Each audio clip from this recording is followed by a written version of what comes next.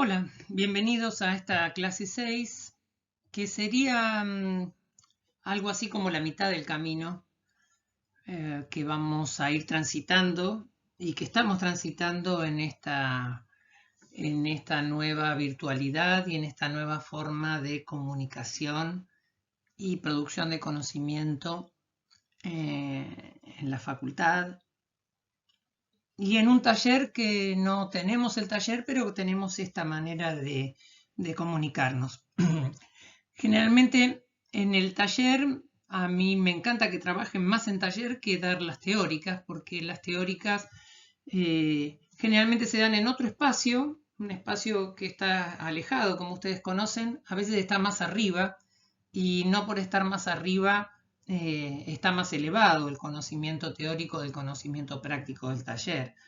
Y generalmente está más separado, y está más separado no solo en términos físicos, sino en términos de menor calidad del aprendizaje, porque una teórica instala hasta un escenario que hace a la forma y a la función de la comunicación. Generalmente el docente se ubica en una grada más arriba, que lo distancia del interlocutor. El interlocutor o el receptor se ubica en unos asientos que son fijos y que están atornillados al piso, bastante feo, porque lo ideal sería tener una relación más simétrica y equidistante. Lo ideal sería un círculo. El receptor se ubica en una situación pasiva, que generalmente nos ubicamos como si fuera un cine y nos vamos extendiendo y hasta casi nos dormimos porque se apaga la luz para tener la imagen sobre el escenario. Bueno, todas esas condiciones hacen que la teoría se separe de la práctica, y todas esas condiciones hacen que sea la instancia de menor reflexión y de menor absorción del conocimiento, la teórica expositiva. Razón por la cual el taller sería todo lo opuesto y sería todo lo beneficioso de introyección y de reproducción del conocimiento. Así que desde algún lugar esta virtualidad nos ubica en ese espacio, y espero que germine hacia la producción del conocimiento de ustedes. Y lo que estamos tratando de hacer es colaborar y mostrar las cosas desde muchos lados distintos para que sean más evidentes. Aunque, como dice una canción muy linda, la verdad no es lo evidente, sino su mitad. Nosotros estamos tratando de que esa mitad que no se ve pueda fructificar en ustedes, y bueno, vamos un poquito a ver si logramos que fructifique, que germine, como la noción de cultura. El tema que nos ubica hoy serían las cubiertas, y se me ocurrió plantearlo junto con los entrepisos, porque las cubiertas son muy similares en su procedimiento constructivo, aunque tienen dos finalidades distintas. Una es lo que cubre y otra es lo que resiste y lo que entrepisa dos niveles. Entonces vamos a lo que cubre, y ubiqué esta imagen de cubierta como si llovieran, y lo que llueve es información o números analógicos, un cero y unos. Y en la cubierta lo que prima en nuestro medio, en la ciudad de Buenos Aires, lo que prima por nuestro clima y nuestra cultura es la relación con el agua. Y en esa relación con el agua, ahí lo sinteticé en una imagen natural, y es en la relación del agua y la hoja. Y fíjense cómo la hoja es algo que repele el agua, es hidrófugo, y el agua, por esas características de la tensión superficial, hace que la gota se conforme casi como una esfera, ¿no? Y cuando el material o la superficie de interacción con el agua es más hidrofóbica, hace que la bola sea lo más esférica posible. Y, y eso científicamente se ve. Fíjense, las dos imágenes de abajo, la gota está penetrando en la superficie, y se muestra un ángulo que es bastante cerrado, un ángulo bastante obtuso, y cuando la gota es repelida por la superficie se encuentra un ángulo de 90 grados o un ángulo abierto en su defecto. Esa relación es lo que nos da la capacidad de hidrofobicidad de la superficie en relación al agua. El agua es un material de la naturaleza maravilloso que nos da reflexiones para todo, para su comportamiento con el resto de los materiales. Y esa capacidad de hidrofobicidad también está relacionada con la viscosidad que tiene el agua y con la tensión superficial que se evidencia con los animalitos de bajo peso, como los insectos, que con las patas que tienen bastante superficie, reparten esa superficie en el agua y pueden caminar. De hecho, un avión o los hidroaviones tienen como si fueran lanchas en los pies que reparten el peso sobre la superficie del agua, que como material es un líquido y que tiende a dispersar sus moléculas, por eso requiere un continente. Un continente que puede ser un mar, puede ser un lago, puede ser una vasija, puede ser un vaso. O pueden ser los poros de un material que recibe el agua. Como en este caso, lo que tenemos que tener muy en cuenta con los materiales que son porosos o que son de bajo peso específico, como la cerámica, es que el agua se aloja en los intersticios, en los agujeritos, y el agua, como lo vemos ahí en la batea, tiende a subir a través de los capilares. Entonces el agua se va trepando y se trepa más en función de si el capilar es chiquitito, cuanto más chiquitito es, más se trepa el agua, más a través de la tensión superficial que hay entre las moléculas, y eso va a depender de la presión atmosférica y del diámetro del capilar.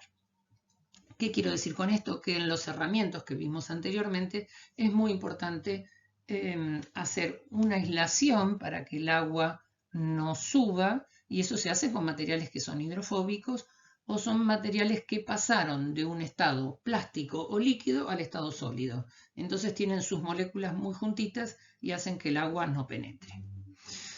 Eso pasa con los plásticos, pasa con los metales, que son elementos que son, y pasa también con los vidrios. De hecho, anteriormente las aislaciones hidrófugas se hacían o con alquitrán, con brea en caliente que se conformaba un espacio y eso pasaba del estado plástico al sólido, o hasta encontramos algunos edificios viejos con vidrios o con placas de plomo para la aislación hidrófuga. Ahora lo que se utiliza son materiales hidrófugos mezclados con los concretos, que son los impermeables. Vamos a decir que en las cubiertas la importancia más grave tiene que ver con la resistencia al paso del agua, no tanto con lo estructural, que sí es importante, y también tiene que ver con la resistencia al paso de la temperatura. Y la temperatura es una onda, dibujo una sinusoide que está relacionada con la longitud de onda y la altitud de onda, pero la temperatura como la luz pueden ser absorbidas por un material, digo absorbidas hacia adentro, como pueden ser rechazadas. Y esa absorción o rechazo, ahí se grafica con el negro, pero el material que en la naturaleza más absorbe el calor es el verde. Por eso la naturaleza es sumamente sabia, es el producto de toda la sabiduría del cosmos. Por eso todas las hojas son verdes, porque absorben la temperatura y absorben la luz. Y con la luz hacen la fotosíntesis. Y nosotros también somos heliotrópicos, también necesitamos la luz para mejorar nuestro comportamiento, para estar más felices y para poder vivir. No podríamos vivir en la oscuridad absoluta, nos deprimiríamos como sucede en los países del Ártico, que la gente se deprime por falta de luz. Pero bueno, volvamos a los materiales. Entonces, esa energía o es absorbida por el material o es rechazada. ¿De qué depende? en cierta parte depende del color y de la constitución de los materiales. Fíjense del lado derecho tenemos un sólido, si está recubierto en plata, la luz es reflejada y si tiene un menor recubrimiento o es de un color verde o oscuro, es absorbida y retenida. Entonces, eso lo vamos a ver en las cubiertas cuando las membranas tienen una lámina de plata o una lámina de aluminio para rechazar la radiación solar. Si no la rechaza y lo absorbe, tenemos la dificultad que el plano se calienta, la losa o la cubierta, y a veces también tenemos la dificultad de que si hay demasiado rechazo nos afecta a nuestra capacidad visual. ¿Qué es lo que sucede en las terrazas? Entonces, volviendo, las cubiertas tenemos que repeler el agua y tenemos que tener una relación también de de contener un poco la temperatura, pero rechazar también la radiación. Volviendo al tema, ¿qué pasaría si la cubierta fuera de todos los materiales que tenemos? Y si la cubierta tuviera un espesor más o menos de 10 centímetros, si fuera de acero pesaría 780 kilos, si fuera de agua pesaría 100, si fuera de poliestireno pesaría 1 kilo, si fuera de hormigón pesaría 210 kilos y si fuera de madera 50 kilos el metro cuadrado. Estamos trabajando con los metros cuadrados. Y si fuera de la más liviana, que sería de la estructura de un steel frame, si la relación entre el más liviano, que sería el steel frame, y el más pesado, que sería el de hormigón, estaríamos en una relación de 1 en 15, más o menos, arriba del 1 en 10, 1 en 12. Bueno, eso es lo que nos va a suceder con la comparación de los sistemas constructivos. Vamos a ver en esta imagen que tenemos acá la relación entre las cubiertas, los entrepisos que vamos a seguir trabajando y los cerramientos que ya en parte los trabajaron.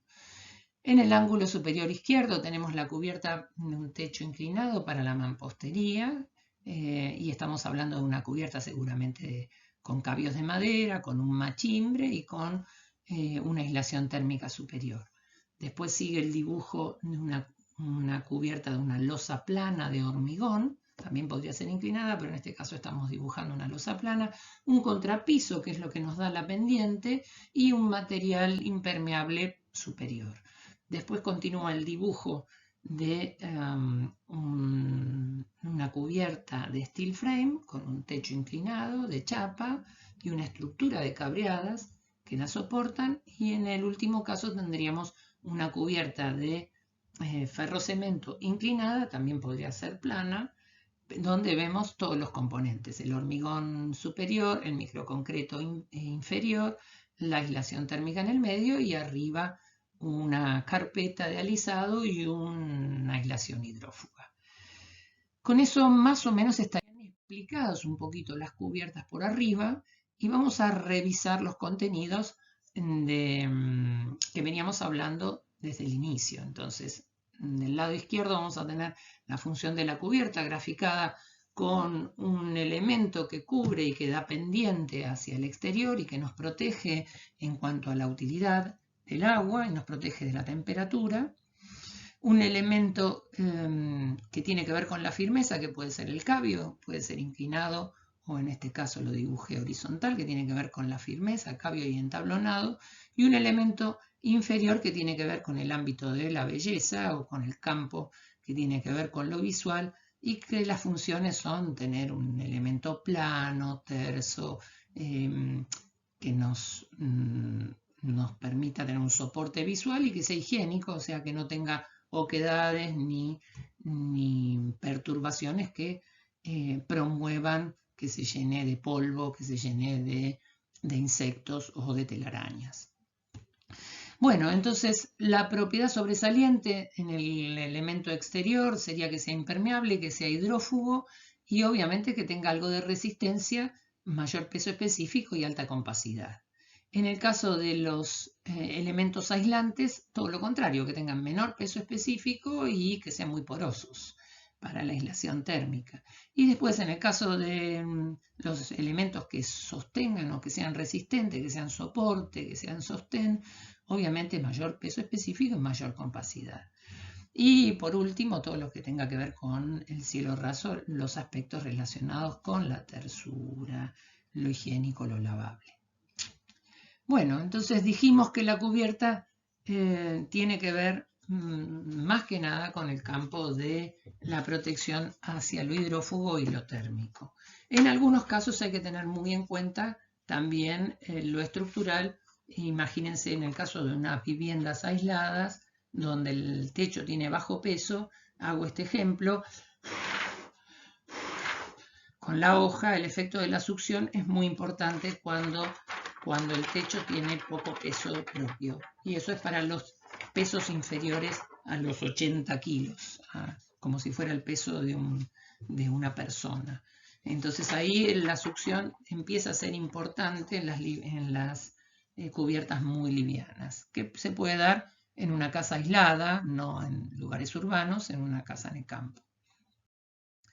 Entonces, las tres continuidades siempre están relacionadas con lo estructural, con lo hidrófugo y lo térmico. En la cubierta inciden más lo hidrófugo y lo térmico, dijimos. Y ahora vamos a ver lo que sí tienen que hacer ustedes en la práctica, que es dibujar el proceso del metro cuadrado en las 4 instancias. Y acá pusimos alguna de ejemplo con trabajos de alumnos de otros cuatrimestres. Una cubierta de teja francesa, que sería para la mampostería portante, o una cubierta de un techo inclinado. Lo que ven primero son los cabios, que dan pendiente y son soporte de la estructura, y lo que ven a posteriori son el entablado, o en este caso es un machimbre. Machimbre es porque hace macho y hembra lo dibujo así, como si agarrara uno con el otro, que tiene dos funciones: trasladar los pesos hacia los cabios, y tiene otra función que sea el cielo raso visto desde el inferior, y tiene otra función que es sujetar y mantener el paralelismo entre los cabios, porque la madera puede deformarse o revirarse. Entonces los cabios, cuando se van colocando, se va garantizando con una matriz desde abajo el paralelismo entre ellos. Función estructural, función de soporte, función de continuidad de los planos, función visual y función de rigidez que tiene el machimbre. También el machimbre porta una aislación hidrófuga, en este caso un fieltro asfáltico que se coloca primero con unos alfajías abajo sobre los cabios, después se reviste con el cartón asfáltico se superpone y va desde abajo hacia arriba. Siempre las cubiertas se cubren desde abajo hacia arriba, solapándose con hojas o con planos hasta el faldón o la cumbrera. Y después, en el tercer caso, alfajías en el otro sentido, que sirven para soportar las tejas o para soportar la aislación térmica. Y esos son los pasos de la cubierta en la mampostería portante. En la cubierta de hormigón tenemos primero un encofrado, que podría ser de entablado o podría ser de placas. Después tendríamos la malla de acero, pues la función es la función estructural, y tendríamos que tener unos separadores que no están dibujados que permiten recubrir el acero con el hormigón. Si esto es una cubierta, hay que pintarla con asfalto para que el vapor del interior no migre hacia el exterior, no migre hacia el contrapiso y por consiguiente no pueda levantar la pintura o el techado asfáltico, el vapor interior, que el vapor, como todos saben, aumenta hasta 100 veces de volumen y puede hacer explotar la pintura asfáltica o levantar las mantas de asfalto. Después viene un contrapiso de nivelación que no solo nivela, sino que también genera el escurrimiento. Cuanto mayor pendiente, más rápido se va el agua por gravedad. Y después del contrapiso tendríamos que tener un alisado y una aislación o una membrana de un material hidrófugo que rechace el agua y que permita el escurrimiento. Y después de eso tendríamos que tener una carpetita o un adhesivo para proteger esa membrana del sol, de los rayos ultravioleta que queman la capacidad hidrófuga del elemento. Hago así el elemento hidrófugo porque también tiene que ser hidrófugo y tiene que ser elástico, como todos los materiales generalmente que pasan de un estado plástico o que mantienen cierto estado plástico para ser hidrófugos y que requieren espesor para combatir la dilatación y para combatir los rayos UV. Cuanto más espesor, más hidrófugo se van a comportar y más resistente a las dilataciones que tienen las cubiertas. Vamos a la que sigue. Estamos hablando de, en este caso, de la cubierta de steel frame. De vuelta, tenemos las cabreadas, que dijimos que son colineales con los montantes, cada 40,7. Y las cabreadas, para evitar su deformación en un sentido o en el otro sentido, se les colocan las placas de rigidización para que no hagan efecto de casita robada como veíamos en los montantes. Lo mismo sucede en las cubiertas. Entonces, una vez que están ubicadas las placas de rigidización, de vuelta las alfajías, después de vuelta la aislación hidrófuga y de vuelta las alfajías en el otro sentido para la aislación térmica y por último la capa de resistente al hidrófugo y resistente a los golpes, al tránsito, etcétera, etcétera, a las piedras. Sería una cubierta, ahí dice entrepiso, pero sería una cubierta en ferrocemento, es casi lo mismo, y tendríamos el panel, una vez que están hechos todos los refuerzos y todos los puntales desde abajo, se le hace una capa de hormigón de 5 centímetros, 6 con piedra, y después se proyecta desde abajo el microconcreto. Después, en la tercera fase se le hace el contrapiso con pendiente y después se le hace la carpeta, la aislación hidrófuga y el solado correspondiente. Bueno, eso es lo que tendrían que hacer, dibujar los 4 metros cuadrados de los 4 sistemas para entender el proceso, para entender las medidas, para entender cómo se comporta un metro cuadrado como unidad de medida, y después vamos a entender la totalidad de la vivienda y cómo se interrelacionan los subsistemas. ¿Cuál es el objetivo? Poder compararlos para tener una idea de peso, para tener una idea de sistema de producción, para tener una idea de costos y para completar la idea de la construcción. Fíjense que construir e instruir tienen la misma base etimológica, que es de ir agregando. Y en esa acumulación recíproca de conocimiento, en esa acumulación recíproca de materia, vamos construyendo una capacidad distinta de ver el mundo, una capacidad distinta de transformar la materia y de transformarnos nosotros. Bueno, en este caso dibujé una cubierta plana, no para que la hagamos, porque esto sería una cubierta verde que ahora está muy de moda y en cierta forma, sino para entender que si tenemos la cubierta plana que nos ofrece un cielo raso plano interior, ese material va a estar expuesto al sol y por consiguiente a la contracción y dilatación de los materiales producto del calentamiento. Entonces, el hormigón es un material que dilata y absorbe, si bien es resistente al fuego, absorbe el calor, y lo mismo pasa con los contrapisos. Si los contrapisos están expuestos a la temperatura, empiezan a dilatar y pueden romper las paredes que contenían. Por eso antes los antiguos hacían todos esos frisos para matar cualquier dilatación que pudiera generar sobre el paramento vertical. Otra forma es utilizar contrapisos alveolares que no requieren juntas de dilatación, como puede ser un contrapiso con EPS o un contrapiso de materiales con un espumígeno, que casi no dilatan. Entonces, al no dilatar, no rompen o no empujan las paredes laterales, sino hay que colocar juntas de dilatación, como pueden ser juntas de poliestireno o cualquier plástico que dilate.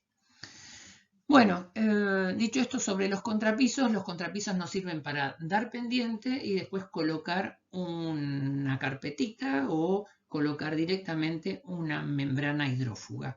Y esa membrana hidrófuga hay que protegerla del sol y hay que darle mucho espesor para que resista y no tengamos que pintarla todos los años para que no se pierda la capacidad elástica y no se pierda ese espesor por efecto de los rayos ultravioletas. Comento todas estas cosas porque son fundamentales para la calidad y para el mantenimiento de las obras, ¿no?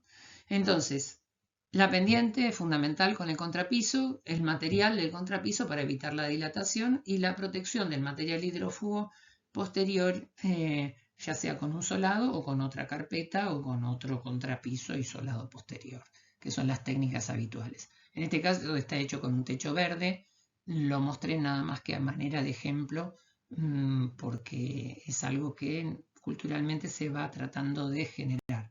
Pero para eso hay que tener materiales muy caros y de mucho espesor. Me refiero a los hidrófugos, ¿no? Y bueno, y la aislación, los materiales habituales son o los plásticos espumados como el EPS o el poliuretano, que ya es mucho más caro que el EPS, o las lanas, que pueden ser o lanas minerales o lanas vegetales. Las lanas, casi lanas vegetales serían el corcho que es la corteza del alcornoque, es un excelente aislante lleno de aire, y otros pueden ser las lanas de vidrio o las lanas de animales, que no se utilizan porque son más absorbentes del agua que las lanas minerales, que son generalmente lana de vidrio, es vidrio a alta temperatura espumado y que se conforma como velo. Hago así porque se ponen así aleatoriamente los velos. Hago este gesto, no porque me froto las manos. Pero bueno, vamos a tratar de expresarnos con las manos para ayudar a la comprensión, que no tenemos el objeto como para que ustedes lo toquen. El tacto es algo fundamental, la vista es fundamental, los materiales también tienen sonidos y cómo un material suena, en este caso un mate, y este mate es, no sé si llegan a ver, no es de algarrobo, es de palo santo. El palo santo tiene un olor maravilloso y no casualmente se llama palo santo porque era el árbol sagrado para las comunidades originarias y tiene un olor que nos invita a acercarnos, a olernos, a la calidez, y tiene algo de sagrado en relación a su aroma, que se relaciona también con el espíritu y se relaciona también con la percepción de lo sagrado, que no es casual que en las comunidades originarias esa relación es mucho más estrecha. Y es más, hago este gesto del pranamudra, que se llama en sánscrito, en el yoga, que tiene que ver con la unión, y esa unión tiene que ver con la comprensión de la materialidad, que se entiende un material cuando se entiende su opuesto, y lo opuesto a lo material es lo espiritual. Razón por la cual hay que entender los materiales, hay que tratar de comprender la propia lógica como si nos metiéramos dentro del material, como si nos quisiéramos ser parte de esa molécula. Y esa es la forma más sagrada de la comprensión. Como escucharlos, la materia se percibe a través de los 5 sentidos, como si quisiéramos olerlos, tocarlos, percibirlos con el tacto, percibirlos más allá de los sentidos. Podríamos cerrar los ojos como para pensar en cómo piensa la materia. Y acá suena un teléfono, vamos a apagarlo. No sé cómo callarlo, pero el sonido es algo que es sumamente útil para manejarlo y para entenderlo. Bueno, sigamos con la aislación de los sonidos. Y la aislación de los sonidos es algo que es de utilidad en los entrepisos, vamos a engancharlo para que no suene tanto el taconeo, pero es fundamental en la propiedad horizontal, donde tenemos el piso del vecino de arriba o nosotros somos el vecino de arriba para el vecino de abajo. Entonces todos los contrapisos deberían ser aislantes o deberían por norma tener una aislación, cosa que no es tan habitual y que genera las dificultades propias de la propiedad horizontal, ¿no? Tan conocidas. Pero si estamos dentro de una misma vivienda, si somos nosotros o son nuestros hijos o son nuestros familiares, no nos enojaríamos por el zapateo en nuestras cabezas. Entonces, vamos al entrepiso, que tiene una finalidad que es estrictamente estructural, ¿no? Entonces, el campo de la utilidad pasa fundamentalmente por el campo de la firmeza, por soportar, por resistir y por nivelar. El entrepiso tiene que tener la altura justa que nos permita subir la cantidad de alzadas múltiplo exactas para llegar hasta el piso de arriba. Si tuviéramos alguna alzada distinta, por costumbre, nos podríamos tropezar. Entonces, tiene otra finalidad que es lo que se ve de abajo, que tiene que ver siempre con el campo de la belleza. Y obviamente los materiales cuanto más resistentes van a ser más compactos, menos porosos y con un alto peso específico. Y en el caso de los pisos también hay otra capacidad, que es que sean resistentes a la abrasión.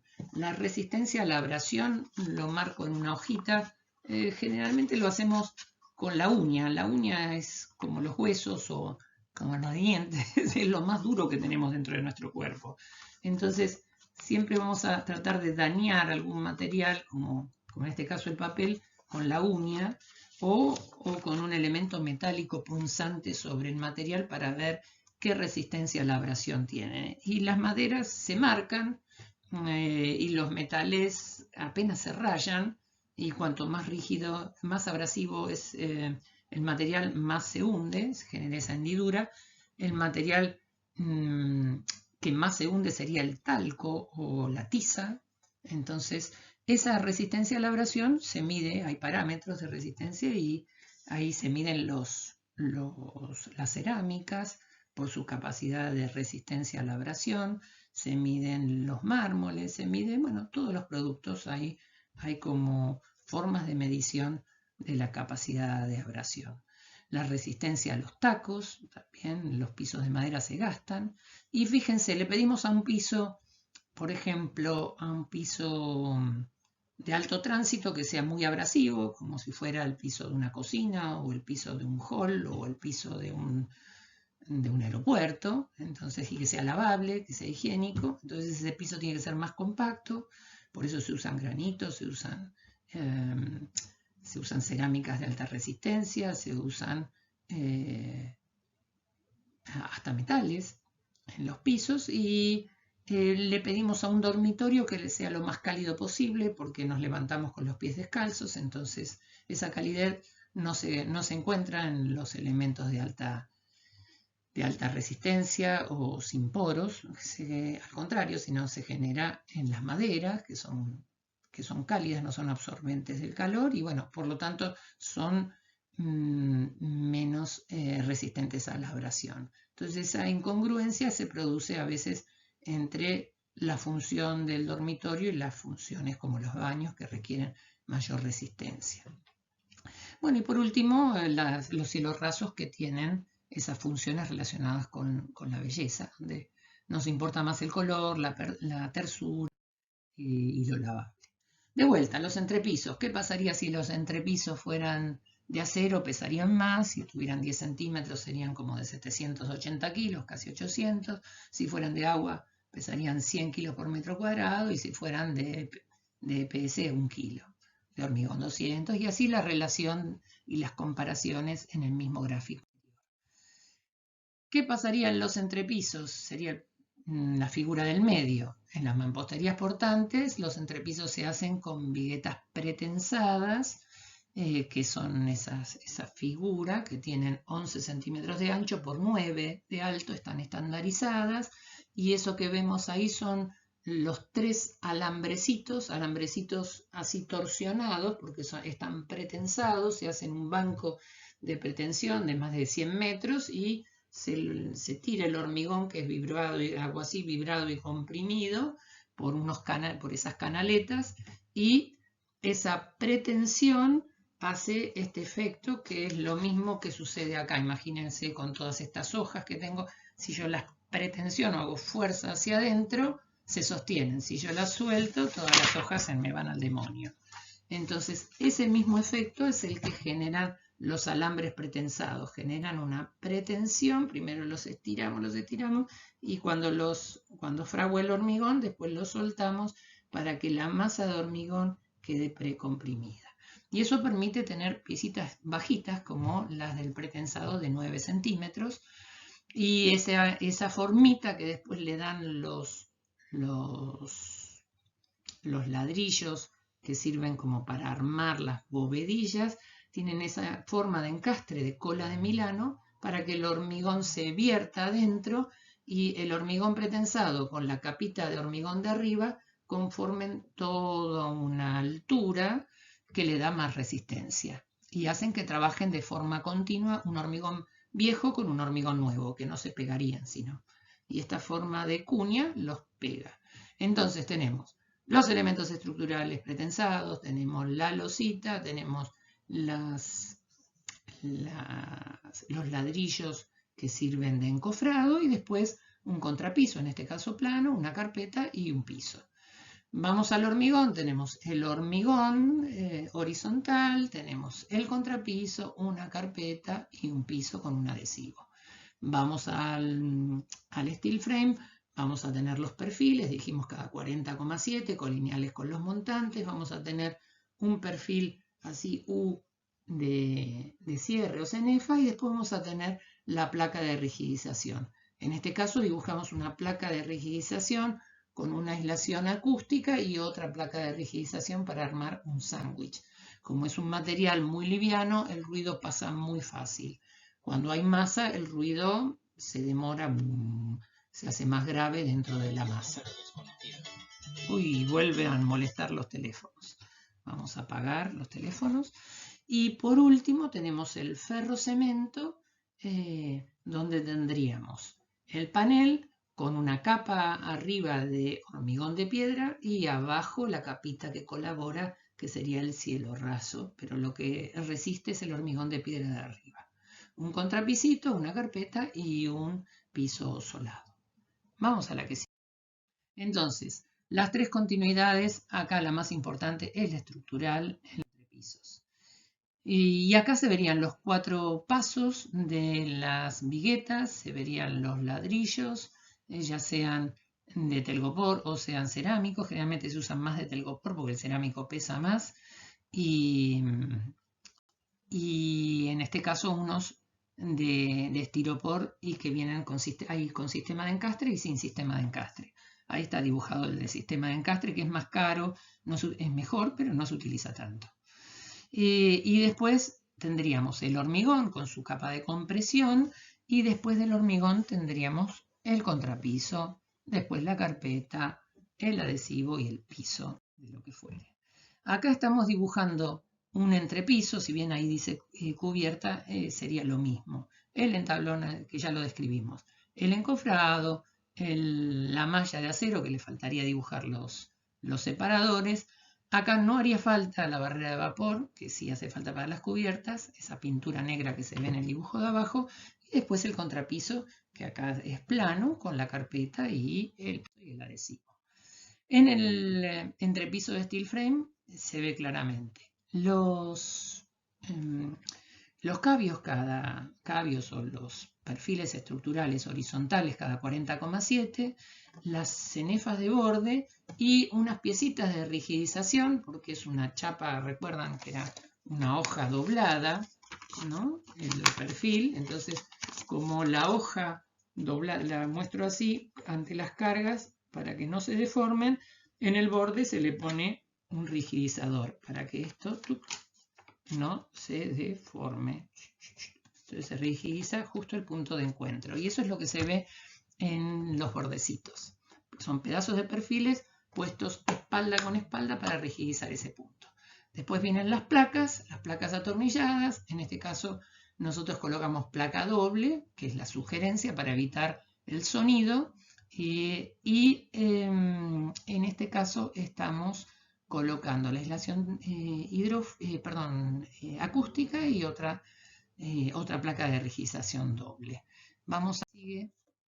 Y en este caso el entrepiso de casaforma, donde estaría el panel, primero el hormigón superior, después del hormigón superior el refuerzo inferior, contrapiso de nivelación, carpeta de nivelación y después piso.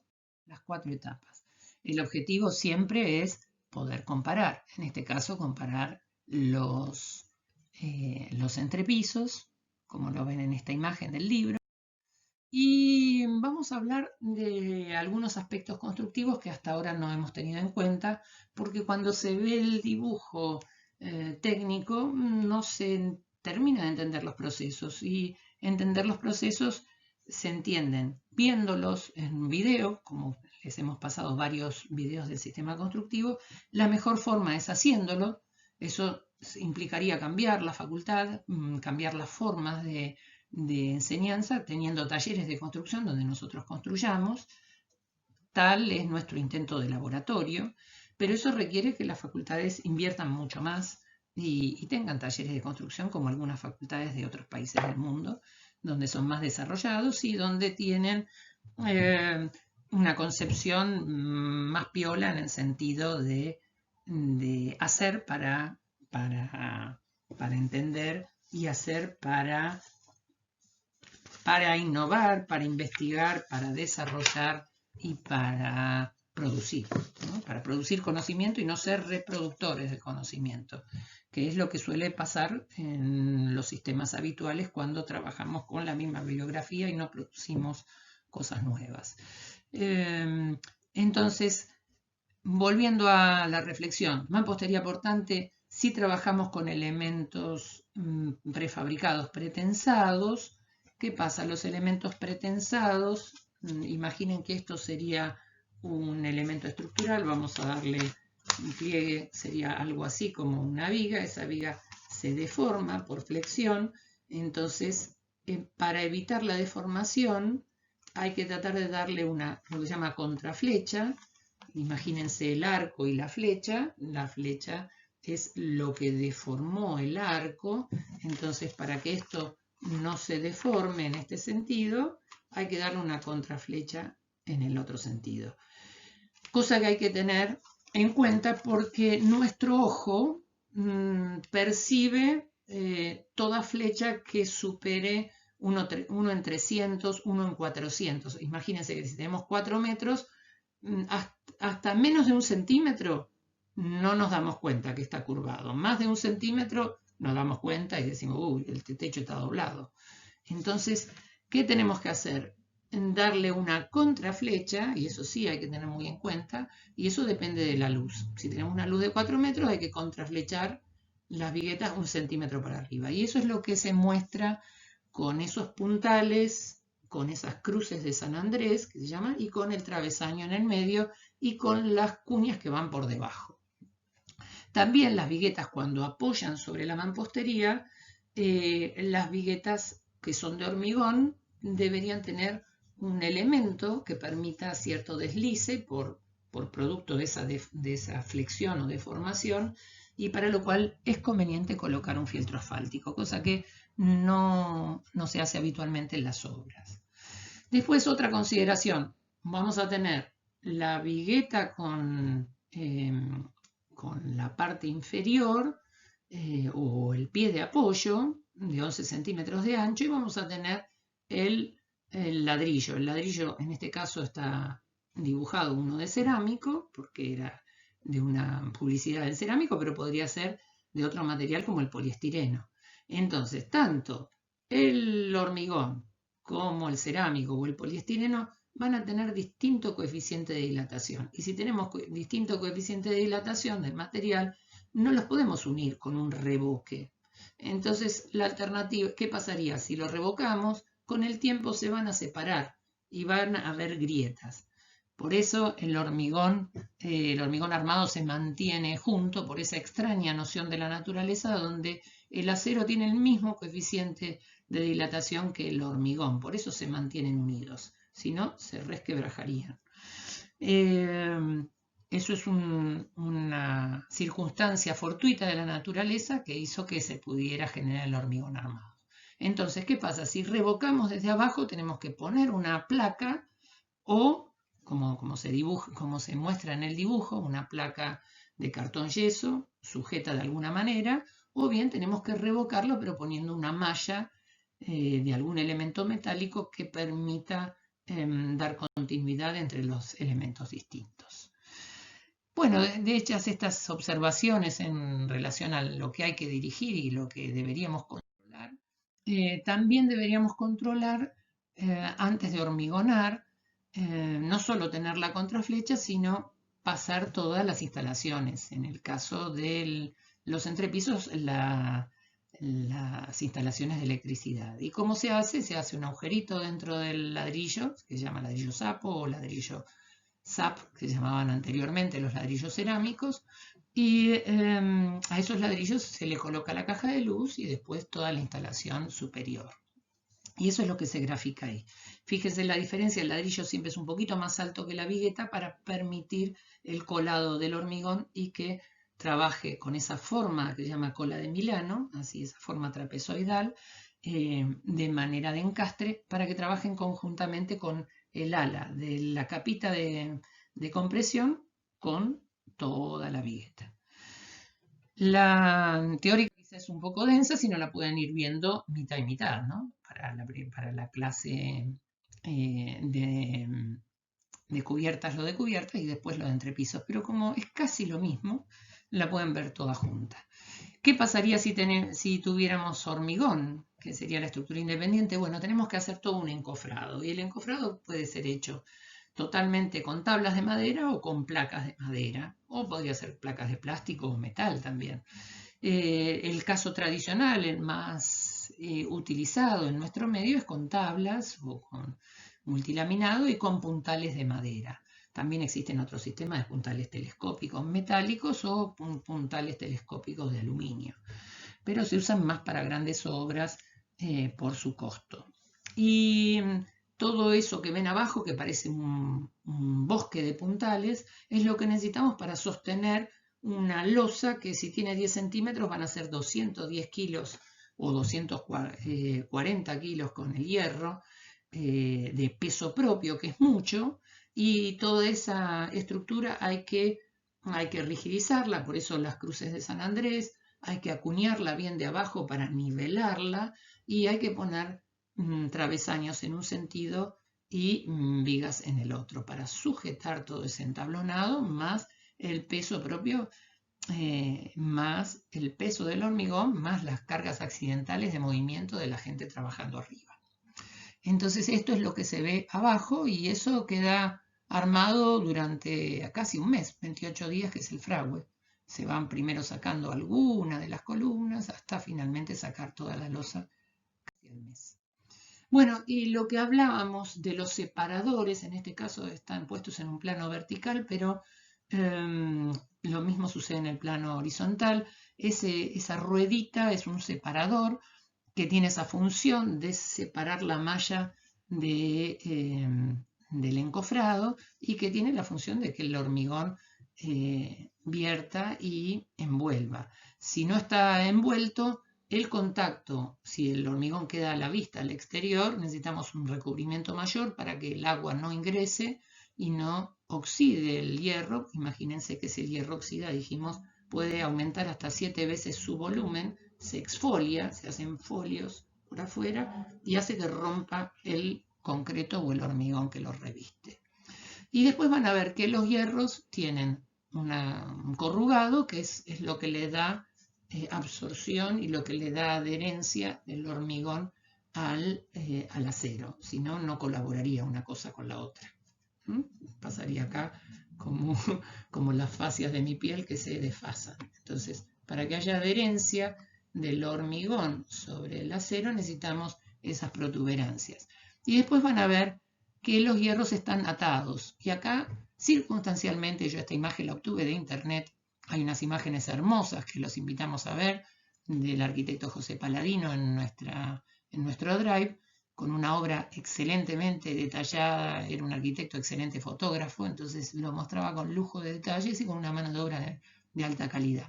Ahí ven dos formas de ataduras, unas ataduras que se ven con alambre y con unos circulitos y otra que no tiene el alambre y los circulitos, ahí próximas a donde se ve el multilaminado, y van a ver, unas están atadas, como en el caso de la izquierda, con tenaza de armador, y en la otra están armadas con una herramienta que hace unos años empezó a utilizar, no es tan frecuente en las obras, se llama cateja lo llaman los japoneses, y es como un ganchito, como si fuera un dedo, que abraza y rápidamente al girar hace. Hay otro tipo de herramientas, pero el atado se utiliza porque el acero no se puede soldar. En realidad se puede soldar, pero tiene que ser un acero especial con otro contenido de carbono, porque si se soldara, como en las mallas electrosoldadas, que es un acero especial, cambia el punto de fluencia y en ese lugar se debilita. Entonces los aceros habituales son aceros no soldables, por eso se atan. Y las ataduras sirven para fijar la malla en los lugares. Y lo que hablábamos del recubrimiento, esto es una obra donde no se respetaron los recubrimientos y así quedó. El hierro queda a la vista, afectando su capacidad portante y por lo tanto se oxida y se puede deteriorar, etcétera, etcétera. Eso es lo que hay que evitar. Aspectos para tener en cuenta. Nosotros no solo tenemos que saber diseñar, sino que tenemos que saber construir y tenemos que saber dirigir, que es fundamental. Y eso se aprende en construcciones, ¿no? En todos los niveles de construcciones deberíamos saber qué tener en cuenta, qué cuidar para todos los procesos de la obra. Bueno, acá estamos viendo una vivienda en steel frame y están viendo que está toda la estructura exterior, en este caso está rigidizada, hago así, con esos cruces de San Andrés que permiten que los montantes no se desfasen, pero esa cubierta primero se rigidiza con el entrepiso y después habría que rigidizar la cubierta. Y el entrepiso permite que todo, como toda placa, no gire y fije el conjunto. Y primero se rigidizan los entrepisos, después se rigidizan las cubiertas y después se rigidiza todo el cerramiento vertical. Fíjense otro aspecto también para observar, donde tenemos vanos, se hacen refuerzos superiores y donde como los montantes deberían ir cada 40, todos los montantes que se sacan del medio se colocan hacia los laterales y se conforman esas piezas dobles o triples que son los refuerzos de los vanos. Bueno, ahí está montado sobre una platea, como se ve. Y en este caso vemos otra vivienda, en este caso una vivienda de steel frame con techo plano. Y fíjense como primero se rigidizó la cubierta y el entrepiso y después se está rigidizando todo el cerramiento vertical. Y fíjense cómo las placas se recortan para guardar los vanos y para que tengan más rigidez en el otro plano. También podemos ver que en esa vivienda, que seguramente debe ser en algún country o en un lugar aislado, incidió el agua porque ahí llovió y fíjense cómo las superficies horizontales que están húmedas tienen que usar multilaminado, preferentemente multilaminado fenólico que resiste mucho más al agua que el OSB. Y el OSB lo podemos usar más para el plano vertical, si es que queremos ahorrar un poco de dinero con eso, si no, preferentemente multilaminado para ambos dos. Y vamos a la que sigue, y en este caso, ¿qué tener en cuenta con los subsistemas del ferrocemento? Y acá estamos viendo, esto es una imagen que creo que es del sistema Casaforma. Hay dos empresas, Casaforma y Concrete House, y había otra más, Diedra, que producían, pero las dos primeras son las las que tienen más incidencia en nuestro mercado, ¿no? En otros países hay otras con otras formas y otros nombres. Pero lo más importante en el caso del entrepiso o que esto fuera una cubierta, como es este caso, es que encontremos el refuerzo vertical en L que se coloca desde abajo y el refuerzo horizontal para que el elemento horizontal quede empotrado con el cerramiento vertical y que trabajen de forma conjunta. Y otra observación es que el panel hay que separarlo unos 3 o 5 centímetros para que el hormigón resistente de arriba se incorpore a la masa del panel vertical y que trabajen de manera empotrada. Y eso es lo que se observa del lado izquierdo y lo vamos a detallar en un grafiquito. Después del hormigón resistente viene una aislación térmica y después viene un contrapiso con pendiente y después una carpeta y la membrana. A esa membrana le faltaría una babeta para que el corte no quede tan a 90 grados y se pueda deteriorar.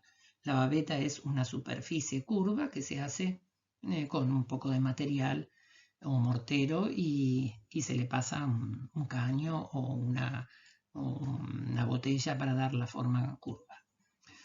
Vamos a la que sigue. Bueno, estos son unos apuntes que como tales los había tomado el año pasado en una capacitación de una de estas empresas, era de Concrete House, y precisamente ahí mostraban cómo recomendaban tener este cuidado de separar un poquito el panel de entrepiso y reforzarlo bien con las L inferiores y superiores para sujetar el panel al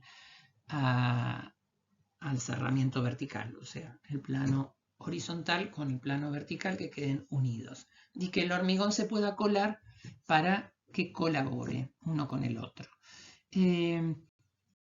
Bueno, hay dos observaciones más, una que se ve en relación a si tenemos un vano, en los ángulos del vano recomiendan siempre revestir todo el borde y poner mallas que contribuyan a la distribución de los esfuerzos en cada uno de los ángulos rectos.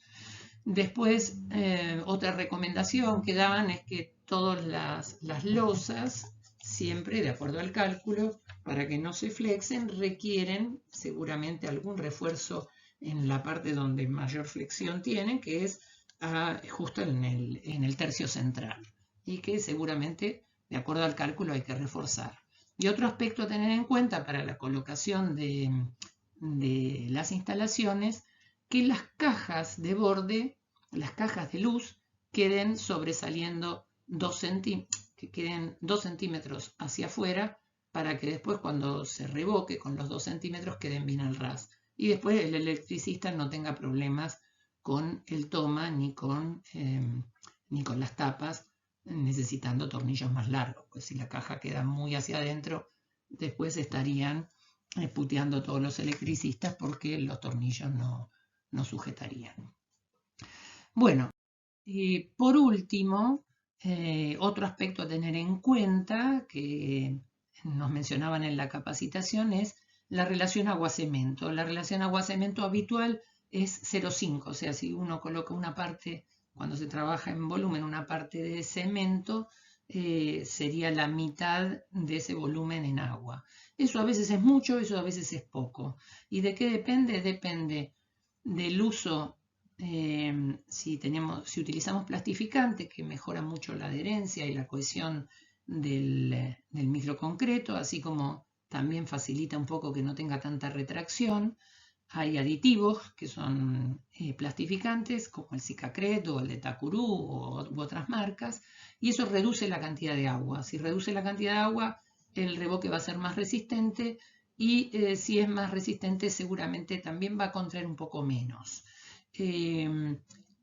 Entonces daban otra forma de prepararlo, nos decían que es útil si no lo hacemos a mano, cuchareando el revoque, que es la técnica digamos, hoy en día ya no tan utilizada porque requiere mucha mano de obra, sino utilizando máquina o con pala o proyectora es que cuando preparemos la mezcla hagamos la prueba sobre el material vertical, y si la mezcla proyecta hasta una bola de 7 centímetros de espesor y no se desmorona, se llama método del chichón, tenemos la dosificación de agua justa. Si queda muy fluida, obviamente nos pasamos de agua y tenemos que volver a preparar la mezcla. Pero si logramos obtener un chichón de hasta 7 centímetros, estamos en la dosificación justa. Obviamente ese chichón después se reglea y se emprolija todo, ¿no? Pero nos recomendaban hacer 2 capas, como habíamos mostrado, o hasta 3, de acuerdo.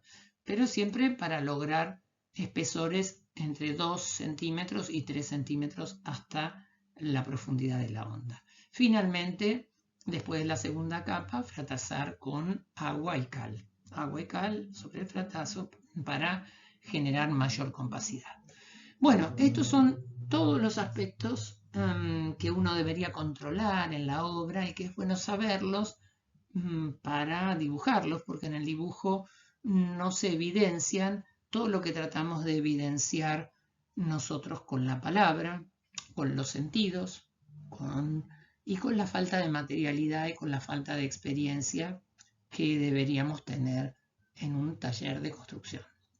Así que esperamos que estas observaciones les sirvan a todos ustedes para poder diseñar con más calidad y poder en algún momento desenvolvernos no en el plano de lo virtual, sino en el plano de lo real. Así que, como en el rezo y como en el saludo del Namaste, nos saludamos hasta la próxima y esperemos encontrarnos con la producción, con las dudas, con las ideas y con la interacción con los docentes, y yo voy a tratar también de pasearme un poco por los grupos, así los puedo ayudar con la distancia que tenemos. Bueno, un abrazo, hasta la próxima.